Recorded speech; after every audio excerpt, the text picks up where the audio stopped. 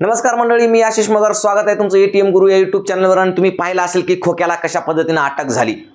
खोक्याला अटक करण्यासाठी फक्त महाराष्ट्र पोलीसच नव्हे तर सगळी यंत्रणाच कामाला लागली होती. अगदी Maharashtra police, UP police, Bharat सरकार, महाराष्ट्र सरकार जे होते नव्हते तेवढे सगळे कामाला लागले. आणि तुम्ही पाहिलं असेल खोक्याला प्रयागराज इथून अटक करण्यात आलं. तेही साधं सुद्धा अटक करण्यात आलं नाही भाऊ. गचोंडीला धरून ते बी विमानात बसून इतक्या खतरनाक पद्धतीने त्याचा शोध घेण्यात आला आणि इतक्या खतरनाक पद्धतीने त्याला अटक करण्यात आलं. खरंच खोक्यासारखा एक गाव गुंड किंवा व्यक्ती ज्याला विमानाने महाराष्ट्रामध्ये आणण्यात आलं ते किती डेंजर असेल. त्याची खतरनाक पद्धती असेल गुन्हे करण्याची. ते सगळी खतरनाक पद्धती, ते त्याचं डेंजर पण.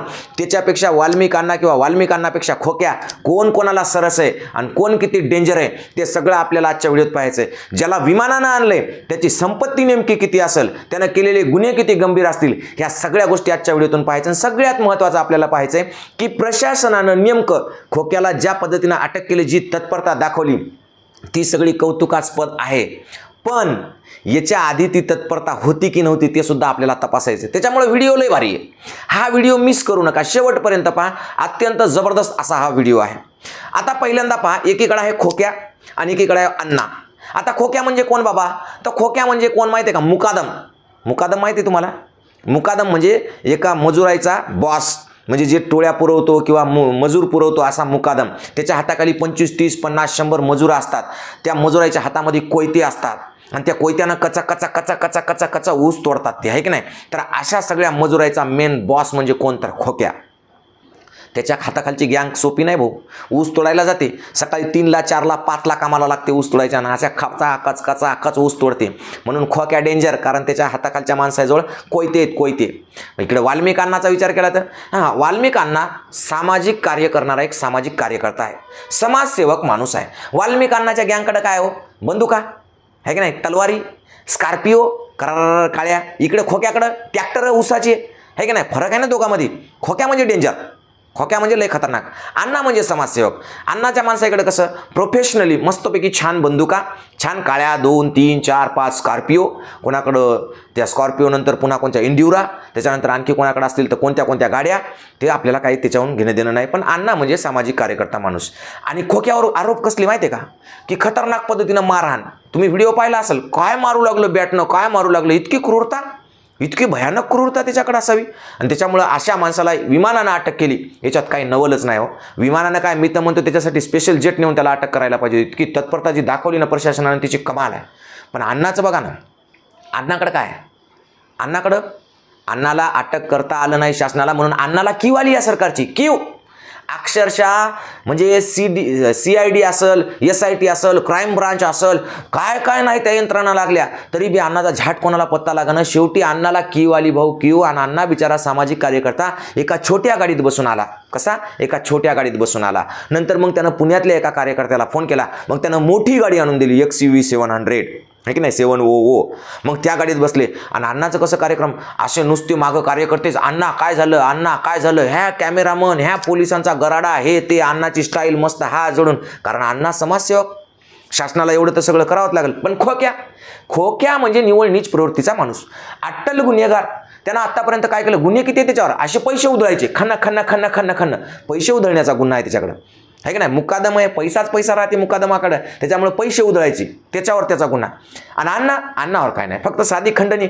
एखादी एवढी मोठी लवादासारखी कंपनी येते, बीडमध्ये कंपनी टाकते, करोडो रुपये कमवते, हजारो कोटी कमवते. त्यातले 100-200 कोटी, 100-200 कोटी किंवा 1-2-5 कोटी समाज सुधारणा करण्या माणसाकडे नसावे? असलेच पाहिजे. म्हणून अण्णानं काय केलं? फक्त खंडणी मागितली. अण्णाचे चंटरपंटर काय करतात? स्कॉर्पिओमध्ये हिंडतात, अपहरण करतात, खून करतात, मारामाऱ्या करतात. खून केल्यानंतर त्याच्या विकृतीनं त्यांच्या अंगावर मुततात, म्हणजे लघवी करतात. एवढंच नाही तर त्याच्यासोबत फोटो काढतात, व्हिडिओ काढतात. नाही ते सगळं करतात. कशासाठी? खंडणीसाठी. कारण खंडणी, सामाजिक कार्य करायला खंडणी लागेल की नाही आपल्याला? पण खोक्याचं तसं नाही. खोक्यावर आणखी एक गुन्हा दाखल आहे. एका कॉलेजमध्ये पोरं पोरीला त्रास देऊ लागले, म्हणून त्या पोरीने खोक्याला फोन केला की खोक्या ये. आणि मग खोक्या आला आणि त्या पोरायला हातपाय तोडण्याची धमकी दिली. हे राज्य कायद्याचं आहे, बाबासाहेबांच्या संविधानानुसार, कायद्यानुसार चलते. इथं कोणीही कोणाला धमकी देऊ शकत नाही. प्रशासन जरी त्याच्यावर आळा घालत नसेल, पोलीस जरी त्या पोरावर कारवाई करत नसेल, तरी सामान्य माणूस म्हणून एका मुलीचा भाऊ म्हणून तुम्ही जाऊन त्याला भांडू शकत नाही, त्याला धमकी देऊ शकत नाही, कारण हे कायद्याच्या विरोधात आहे. भलेही त्यानं त्या पोरानं 2-4 पोरी उचलून येऊ द्या, त्याच्या रस्त्यात हात धरू द्या, त्याच्यावर बलात्कार होऊ द्या, काय व्हायचं ते होईल, पण कायदा हातात घ्यायचा नाही. म्हणून आम्ही खोक्याचं समर्थन करत नाही. खोक्या डेंजर म्हणजे डेंजरच, बस विषयच खलास. अण्णा समाज सुधारक म्हणजे समाज सुधारकच. त्याचं काम प्रोफेशनल आहे, सामाजिक सुधारणा करतात ते. आता खोक्याची संपत्ती आणि अण्णाची संपत्ती पाहायचं म्हणलं तर कोमात जाईल ना माणूस. पहिले अटक कसं केलं ते पहा ना. खोक्याची पार गचोंडी धरून वडत आणला ना फरफटत, आल्या 10 दिवसाचा PCR. डेंजर काम आहे भाऊ. खोक्या डेंजर आहे, प्रशासन त्याच्याहून डेंजर आहे. खोक्याला काय उभं केलंय काय, आहे का नाही? खोक्याला उभं केलं तरच कळेल ना की अण्णा किती चांगला माणूस आहे ते. खोक्याला जर उभंच केलं नाही आपण, समजा त्या माणसाला जर उभंच केलं नाही, त्याच्यावरचे असे हे पैसे उधळण्याचे आरोप लावले नाही, त्याच्यावर मारहाणीचे आरोप, तर काय त्याचा व्हिडिओच आहे, सरळ आरोप लावायचा विषयच नाही, तिथं गुन्हाच केलाय त्यानं. त्याच्यासाठी तर त्याला शिक्षा व्हायलाच पाहिजे, ते बी जबरदस्त आणि कडक व्हायला पाहिजे. पण खोक्याला उभं करायचं म्हणजे सोपं आहे काय? बघा ना, तुम्ही तुलना करा ना. खोक्या ज्याच्याकडे काय माहिती आहे का, संपत्ती काय, स्वतःचं घर नव्हतं म्हणून त्यानं वन विभागाची जमीन ढापली. जमीन चोऱ्या करणारा माणूस ज्याच्याकडे घर नाही, त्यानं जर घरासाठी जमीन ढापली असेल तर 100% गुन्हेगार आहे त्यानं. समजा एखादा माणूस उपाशी आहे आणि त्यानं समजा एखाद्या हॉटेलमधून पोळीच चोरून नेली, पावच चोरून नेला, त्याच्यावर गुन्हा दाखल व्हायला पाहिजे की नाही? 100% व्हायला पाहिजे. चोरी म्हणजे चोरी, ती पोटासाठी असो का राहण्यासाठी असो, अशी जमीन ढापली यानं. अण्णांनी मात्र असं काय केलं नाही. अण्णाच्या बीडमध्ये असो, परळीमध्ये असो, प्रत्येक चौकात जागा येतात, पण पैसे देऊन त्यांनी रजिस्ट्र्या करून घेतलेल्या आहेत. आता 3 का 4 एकर जमीन, 2 हेक्टर जमीन 25 लाखानं 50 लाखानं अशी रजिस्ट्र्या करून अगदी लिगल पद्धतीने. पुण्यामधले फ्लॅट पाहायचं कामच नाही. 7-8-10 फ्लॅट, 2-4 दुकानं, करोडोची संपत्ती. 1.5-2 हजार कोटी. एवढा मोठा समाजसेवक म्हणल्यावर 1.5-2 हजार कोटी पाहिजे का नाही माणसाकडे? 100% पाहिजे. आणि सगळ्यात महत्त्वाचं म्हणजे काय, प्रशासनाची कारवाई लय डेंजर भाऊ. खोक्याच्या घरावर गेले ते JCB घेऊन. खोक्याचं घर कशाचं माहिती आहे का? पत्राचं. पण पत्राचं घर म्हणजे तुम्ही छाटछूट समजू नका. पत्राच्या घरात AC होता, AC. खोक्यासारख्या एका पारधी समाजाच्या व्यक्तीकडे AC येतं, AC. काय विषय? घरात टाईल्सची फरशी होती, टाईल्सची फरशी. JCBनं पुरं घर पाडून टाकलं, कच. त्याच्यात त्याची माय राहत होती, बहीण राहत होती, बायको, लेकरं, पुतणी, सगळं कोण राहत होतं की बाबा. तर ते बी सगळे गुन्हेगारच आहेत. खोक्याच्या घरचे सुद्धा सगळे गुन्हेगार. वाल्मिक अण्णाच्या घरचे मात्र समाजसेवक आहेत. त्यांनी जर उपोषणाला बसले तर पोलीस तिथं जातात, आम्ही योग्य तीच कारवाई करू म्हणतात. आजी तुम्ही उपोषणाला बसू नका, त्यांच्या बायकोला जाऊन भेटतात, त्यांना सगळं व्यवस्थित त्यांच्या फ्लॅटच्या जर जे काही रकमा राहिल्या होत्या, फ्लॅटवर जप्ती येणार होती, ती लगेच तातडीने तिथं भरायला लावतात, नाही तर फ्लॅट गेला असता. म्हणजे प्रशासन बघा ना किती जबरदस्त पद्धतीनं काम करतं. एकीकडं खोक्या गुन्हेगार म्हणून खोक्याची माय, बहीण, बायको जे कोणी असेल ते सगळे रस्त्यावर. घरच पुरं JCBनं खलास. तेवढ्यावर थांबलं नाही भाऊ, त्याचं घर फुकून बी दिलंय. बरं, त्याचं घर पाळलंय, फुकून दिलंय, 100% पाडायला पाहिजे, फुकून द्यायला पाहिजे. पण त्याच्या घरातले सुद्धा गुन्हेगार आहेत का पाहायला पाहिजे होतं का? एकटा खोक्या गुन्हेगार आहे ते बी पाहायला पाहिजे. जसं समजा आता वाल्मिक कराडांचे घरच फुकून दिले, पाडून टाकले, पुण्यातील सगळे फ्लॅट पाडले, पुण्यातील सगळे दुकानं पाडले, योग्य होईल का? म्हणजे विचारायलो मी, योग्य होईल का? नाही. पण आपल्याला पाहिजे ना माणूस. जसा कराडला वर आणला तसा खोक्याला बी मोठा दाखवला तरच कराडला खाली दाखवता येईल ना. म्हणजे पहा ना तुम्ही, 2 माणसातला फरक पहा.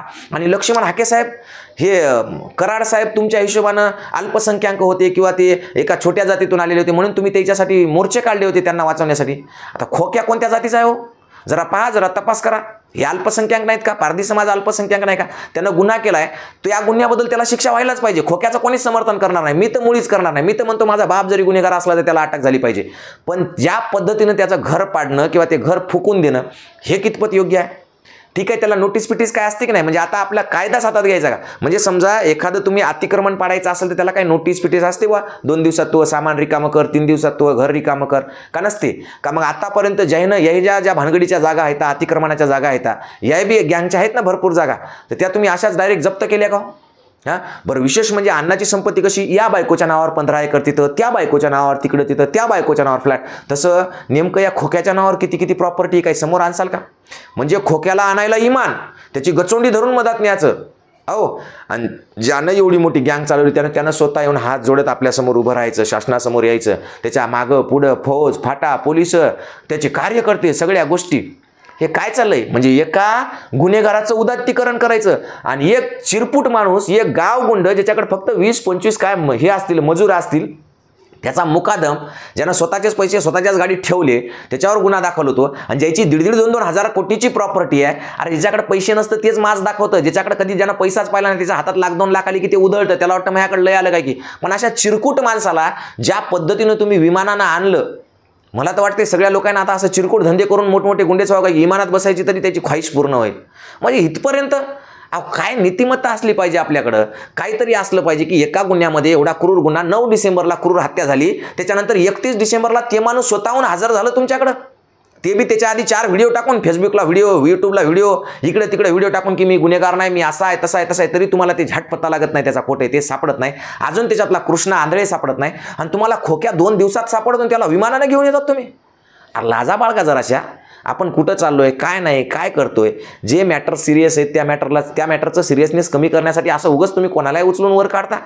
त्याची अवकात काय त्या खोक्याची, काय त्याच्याकडं असं पत्राचं घर, ते बी गायरानावर ढापलेलं, काय संपत्ती त्याच्याकडं, अशा कोणत्या गाड्या, घोड्या, पिस्तुली, आणि काय त्याच्याकडं. मी तर म्हणतो त्याच्यासोबत जे काम करणारे मजूर आहेत ना, मजूर ते 20, 25, 50 जे काय असतील ते मुकादम आहे, त्या मजुराकडे ज्याच्याकडे कोयते येतं त्याला बी 6 आरोपी करून टाका, त्याला 6 आरोपी करा, त्याच्यावर मोका लावून टाका. त्याच्या घरचे भले उपाशी मेले तर चालतील, त्याच्या घरी भाकर नाही भेटली खायला तर चालेल, त्याला बी अटक करा ना. म्हणजे खोक्याचे माणसं कसे, ऊसतोड कामगार करणारे मजूर, त्याच्या हातात कोयते, कारण हे मुकादम.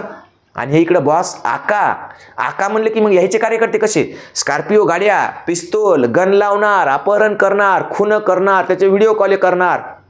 पण तरी सुद्धा अण्णा समाज सुधारक, अरे काय थट्टा लावली कायद्याची, आणि काय लोकायला येड्यात काढताय तुम्ही, काय चिवत्या बनवताय तुम्ही लोकायला. अरे मूर्खासारखं काय लावलं हे. एखाद्या पिक्चरमध्ये सुद्धा याच्यापेक्षा जास्त हे असतं, म्हणजे क्लिअरिटी असते. ते आंध्रातले पिक्चर पाहिले ना तर कळते तरी की बाबा हे पिक्चर होय म्हणून फेकाफेकी आहे म्हणून. अरे तुमचं तर सगळं रिअल असून नुसती फेकाफेकी चालू आहे. काय चालवलं या महाराष्ट्रामध्ये, कायदा सुव्यवस्था सगळ्याची माती आहे. 4 महिने 6 महिन्यापूर्वी घडलेल्या गुन्ह्यावर एखाद्याला विमानाने घेऊन येतात, आणि ताजा गुन्हा आहे, ज्यांनी क्रूरतेनं हत्या केली, ज्याच्यावर मृत्यूनंतर ज्याची विटंबना झाली, त्याच्यावर लघवी करण्यात आली, ज्यांच्या घरच्यांना धमक्या आल्या, म्हणजे इतक्या क्रूरतेनं सगळं घडून सुद्धा तुम्हाला तिथले आरोपी सापडत नाहीत. तो कृष्णा आंधळे अजून फरार आहे. अण्णा स्वतःहून येतो की तुम्ही मला अटक करू शकत नाही, तुमच्यात दम नाही, तुम्ही बांगड्या भरल्या, चला मीच येतो तुमच्याकडं. तुम्ही त्याला प्रोटेक्शन देता, त्याच्या घरच्यांना एवढ्याला सगळ्याला जाऊन भेटता की तुम्ही मोर्चे करू नका म्हणून, आणि याचं घर, त्याच्यात बायको, पोरं, लेकरं, बाळ, माय, बाप, बहीण कोण जे असेल ते, त्यांना तुम्ही रस्त्यावर आणता. लाजा वाटल्या पाहिजे आपल्याला. परत सांगतोय मी की आपण गुन्ह्याचं कोणाचंही समर्थन करत नाही.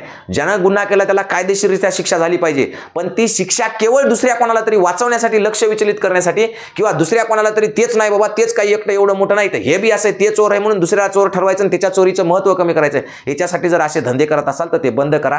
हा महाराष्ट्र काय मूर्ख नाही, इथली जनता काय मूर्ख नाही. खोक्याला कायद्यानुसार जे त्यानं गुन्हे केले त्याच्यावर कडकातली कडक शिक्षा व्हावी. एवढंच नाही तर देशमुख हत्या प्रकरणात सुद्धा जेवढे कोणी गुन्हेगार आहेत तेवढ्याला प्रत्येकाला कडकातली कडक शिक्षा व्हावी. नवे या दोन्ही गुन्हेगारांना पाठीशी घालणारे जे कोणी असतील त्यांना सुद्धा त्याच पद्धतीने कडक शिक्षा व्हावी. शिक्षेमध्ये कोणती कसूर राहू नये. पण हे सगळं करत असताना उगाच दाखवादाखवी करू नये. एकाला वाचवण्याचा आणि एकाला अडकवण्याचा प्रयत्न होऊ नये, एवढी आपणास कळकळीची विनंती. आणि सगळ्यात महत्त्वाचं म्हणजे जर तुम्हाला व्हिडिओ आवडला असेल तर एटीएम गुरु चॅनलला सबस्क्राईब करा. आणि आणखी पुढे जाऊन सांगतो भाऊ तुम्हाला, आपण हे तर काम करतोच पण शिकवण्याचं एक चांगलं काम करतो. 2026ची नवोदयची बॅच आपली चालू झालेली आहे. 2026च्या नवोदयच्या बॅचला जर कोणाची मुलं 4थीला 5वीला असतील तर त्यांना ॲडमिशन घ्यायचं असेल तर एटीएम गुरु एज्युकेशन नावाचा ॲप डाउनलोड करा आणि लवकरात लवकर तुमच्या मुलाचं भविष्य निश्चित करा. त्याचबरोबर मराठी व्याकरणची सुद्धा बॅच आहे, ती सुद्धा तुम्ही घेऊ शकता. एवढं बोलतो. आणि सगळं विशेष म्हणजे पैसे लागत नाहीत बरं का आपल्या शिक्षणाला. फ्री बॅच सुद्धा आहे त्याच्यामध्ये, त्याच्यामुळे काही टेन्शन नाही. ज्याला पैसे नाहीत त्यांनी फ्री शिकू शकता तुम्ही. ओके, ठीक आहे, धन्यवाद. जय जिजाऊ, जय शिवराय.